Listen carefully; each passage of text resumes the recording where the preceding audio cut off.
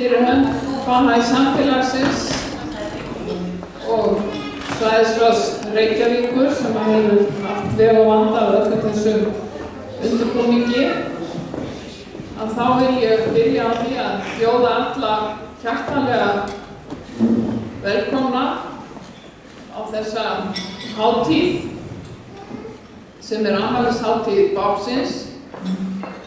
Og þessi hátíð sem 200 ára fæðingarafmæli Bábsins nú haldið af milljónum Bahæja allan heim og við erum hluti af þeim sem eru saman komið hér.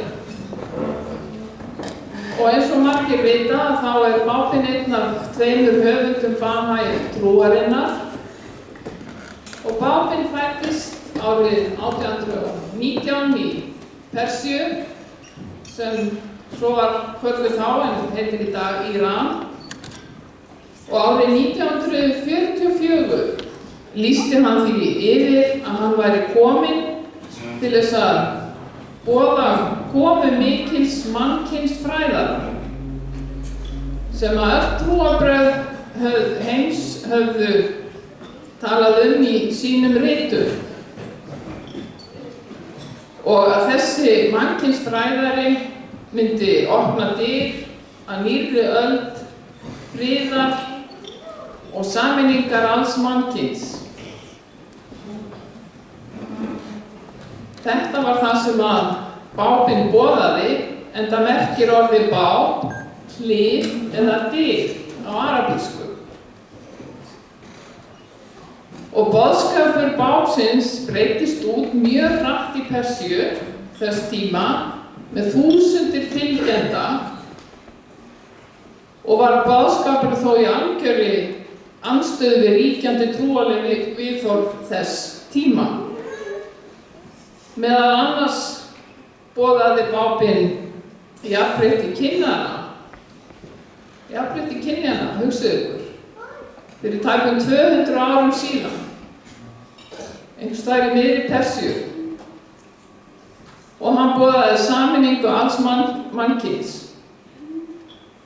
Og það var síðan árið 1863 sem Baha'u'lláh steig fram og tilkynnti að hann væri sá sem Bábinn hefði sagt fyrir. Og sú sýn Bahæja allan heim að jörðin eitt land og mannkynið allt íbúar þess eru þau fræ sem fyrst eru sáð af Bábinnum fyrir 2 öldum síðan og síðan þróað að fullu í boðskap Baha'u'lláh síðar. Bahæ trúin eru yngst trúarbragða heims og þau ganga út frá þeirri fallegu hugsjón eða staðreynd, skyldi maður kannski frekar segja, að það sé sami kjarni í öllum trúarbrögðum heims. Og því sé nú, með komu og kenningum Bábsins og Baha'u'lláh, möguleiki á friði og farsæld allan heim. Við eigum aðeins þessa einu jörð og nú eru dyrnar opnar fyrir öll trúarbrögð og þjóðfélög heims að sameinast hnattrænt leiðir til að vinna réttlæti, einingu og velferð alls mannkyns.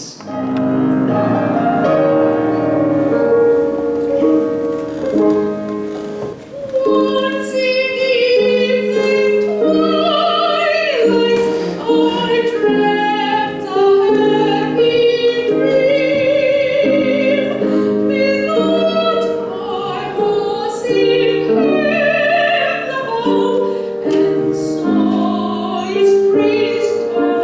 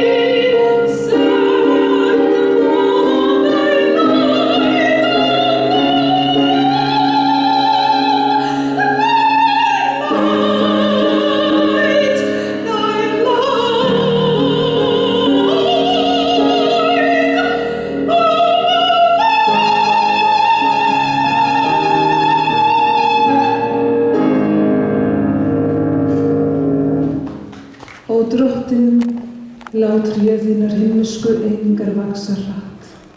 Vökva það því og drottin með streymandi vatni velþóknum þinnar og láta bera þess konar ávöxti frammi fyrir opinberuna þinnar himnesku fullvissu sem þú þráir þér til dýrðar og vegsemdar, lofs og þakkagjörðar til að mikla nafn þitt, lofa einleika kjarna þins og dásama þig, því allt er í þínum höndum og einskis annars.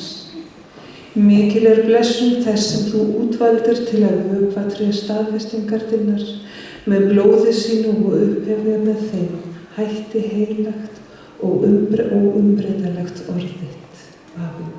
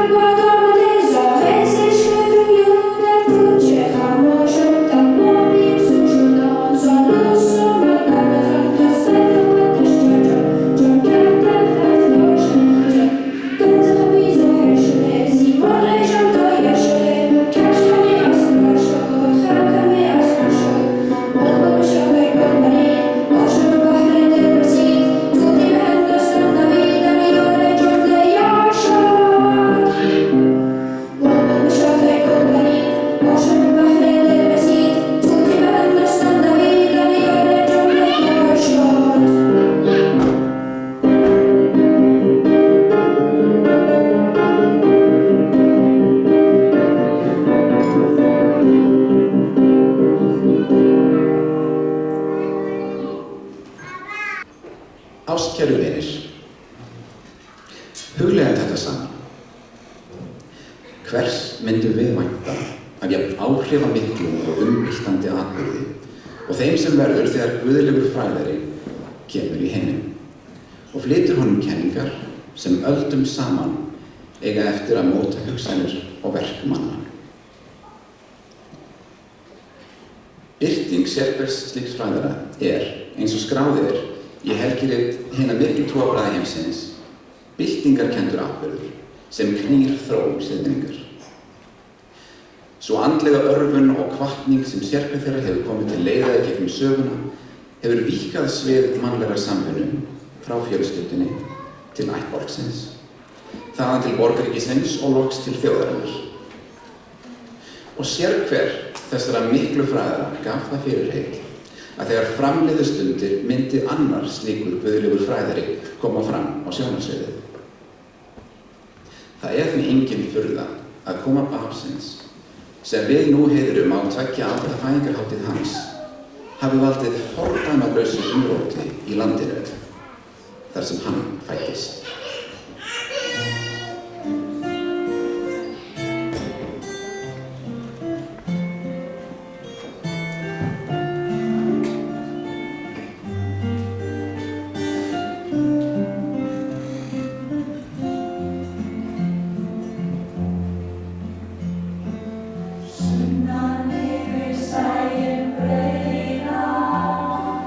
Sumar yfir vinda leiða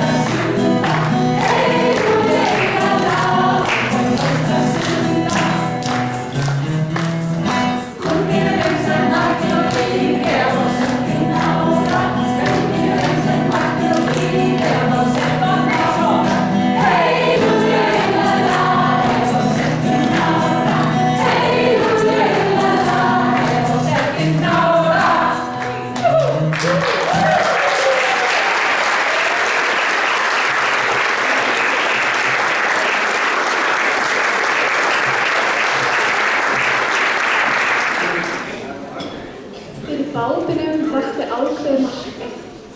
Hann leitaðist við að búa þjóðina undir komu Bahá'u'lláh sem var í nánd. Annar þeirra tveggja ljósgjafa sem ætlað var að leiða mannkynið yfir í nýjan og bjartan dag. Á þetta lagði hann mesta áherslu. Þegar sól Bahá' skín geislandi yfir sjónarhring eilífðar, sagði hann við fylgjendur sína: Ber ykkur skylda til að stíga fram fyrir hásæti hans. Þannig lýsti ljós bábsins og síðan jafnvel enn dýrlegra ljós Bahá'u'lláh upp myrkrið sem grúfði yfir þjóðfélaginu og aldarhættinum.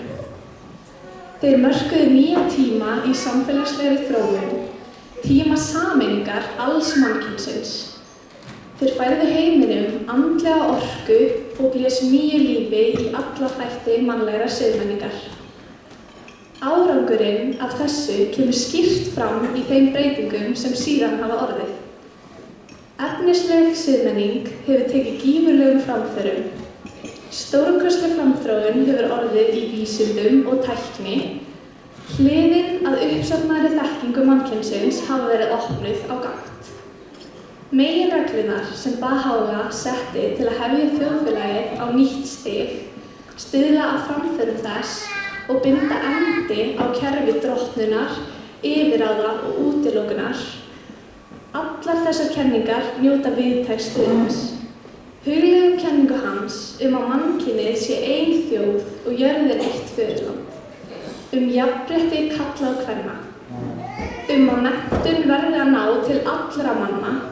Að skynsamleg rannsókn á sannleikanum verði að sigrast á staðlausum fræðikenningum og fordómum. Mikill hluti mannkynsins hefur núna viðurkennt þessi grundvallargildi. En eins og nokkru sinnum hefur komið fram að þá boðaði Bábinn jafnrétti kynjanna sem var algjör nýlunda, þó ekki sem meira sagt, á þessum tíma afturhalds og íhaldssemi í Íran. Og meðal fylgjenda Bábsins var íranska skáldkonan og eldhuginn Tahiri. Hún var fyrsta konan í Íslam sem felldi blæjuna á almannafæri. Og þið getið nú rétt ímyndað ykkur hversu mikið hugrekki þurfti til þess á þessum tíma. Og hún var meðal annars fyrir þær sakir tekin af lífi árið 1848. Og síðustu orð hennar voru: þið getið líflátið mig hvenær sem ykkur sýnist, en þér getið aldrei komið í veg fyrir frelsun kvenna.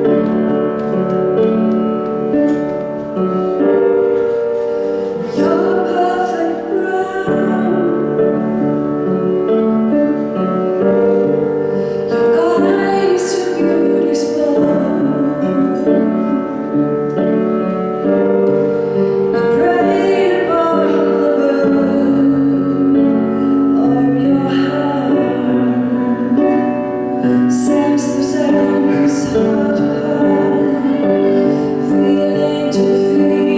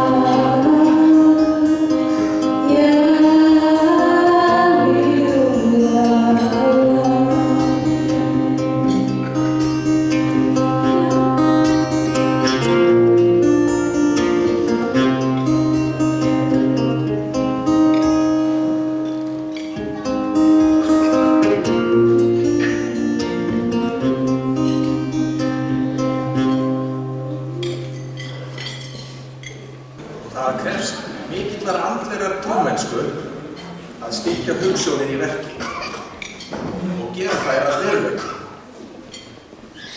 Því eitt að viðurkenna eitthvað í grundvallaratriðum og allt annað að samþykkja það heils hugar. Og ennþá erfiðara að endurmóta þjóðfélagið þannig að það eflist og dafni með sameiginlegu átaki. Þetta samt markmið samfélaga sem eru að spretta upp allan heim og mótuð eru samkvæmt kenningum Baha'u'lláh. Þessi samfélög reyna að beina ljósi kenninga hans að þeim þrálátu vandamálum sem steðja þjóðum þeirra. Þau vinna að áætlunum praktískar aðgerðir sem snúast andlegar lífsreglur. Þetta eru samfélög sem berjast fyrir menntun stúlkna og drengja án nokkurrar aðgreiningar. Þau samþykkja þá víðtæku hugmynd að starf sem unnið í anda þjónustu sé tilbeiðsla í sjálfu sér. Þau líta svo á að andleg markmið og væntingar séu þrotlaus uppspretta hvatningar miklu fremur en eiginhagsmunir. Og þau rækta það hugarfar að ásetningur og staðfesta komi til vegar umbreytingu einstaklinga og þjóðfélaga. Þau reyna samtímis að stuðla að andlegum, félagslegum og efnislegum framförum. Umfram allt skilgreina þessi samfélög sig með heilsugarhollustu við einingu alls mannkyns. Þau meta að verðleikum þá miklu fjölbreytni sem einkennir alla mannsins ætt og halda því leið fram að vitund mannsins sjálfan sig sem meðlim einnar fjölskyldu mannkyns hafi forgang yfir alla aðra samstöðu og samheldni. Þau staðfesta þörfina á hnattrænni meðvitund sem sprettur af sameiginlegum áhuga á velferð allra manna. Og þau líta á allar þjóðir jarðar sem andlega bræður og systur. Þau gera sig ekki aðeins ánægða með að tilheyra slíku samfélagi, heldur sína fylgjendur Baha'u'lláh stöðuga viðleitni til að bjóða sálum sem eru sama sinnis til að taka með sér þátt í lærdómsferli sem miðar að því að gera kenningar hans að veruleika.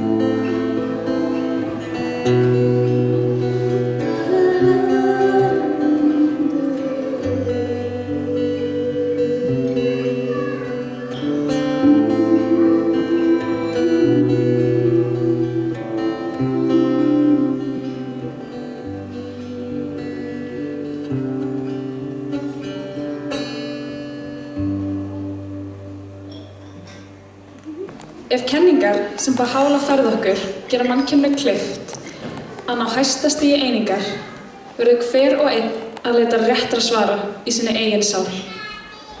Allir þeir sem viðurkenndu Bábinn voru kallaðir til hetjudáða og stórbrotin viðbrögð þeirra eru skráð skýrum stöfum á spjöld sögunnar. Látum alla sem eru vakandi fyrir ástandi heimsins og þeim þrálátum meinsemdum sem hrjá líf íbúa hans hugleiða hvatningu Baha'u'lláh til óeigingjarnar og staðfestrar þjónustu, til hetjudáða á þessari öld. Hvað getur bjargað heiminum annað en viðleitni mikils fjölda sálma sem hver sig gerir velferð mannkynsins að helsta og fremsta hugarefni sínu. Allsherjarhús réttvísinnar.